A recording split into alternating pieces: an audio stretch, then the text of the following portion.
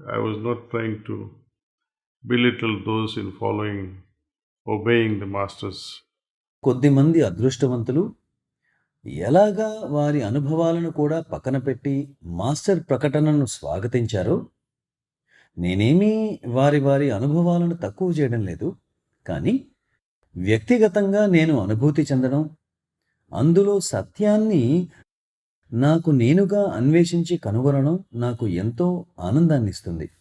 అదే నా సలహా, నేను కోరుకునేది కూడా. నువ్వు ఒప్పుకోకపోవడం అలాంటివేవీ ఇందులో ఉండవు. అంగీకారం అనే దాంట్లో చాలా దశలుంటాయి. చేతనతో అంగీకారం, సహజంగా అంగీకారం, అలాగే ఈ అంగీకారం మన సొంతం చేసుకోవాలి.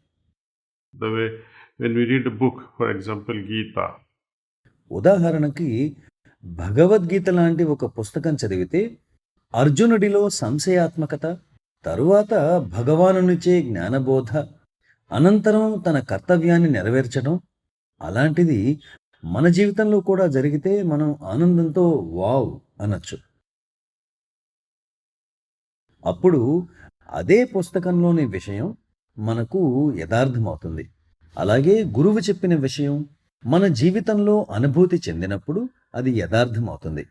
అప్పటిదాకా అది ఒక అరువు తెచ్చుకున్న సత్యంగానే దురదృష్టవశాత్తు ఉండిపోతుంది.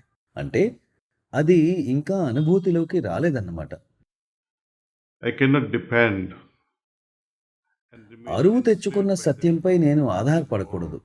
సత్యాన్ని అనుభూతిలోనికి తెచ్చుకున్నప్పుడు ఆ విషయం తాలూకు భారం నుంచి నన్ను నేను విడుదల చేసుకుంటాను కూడా.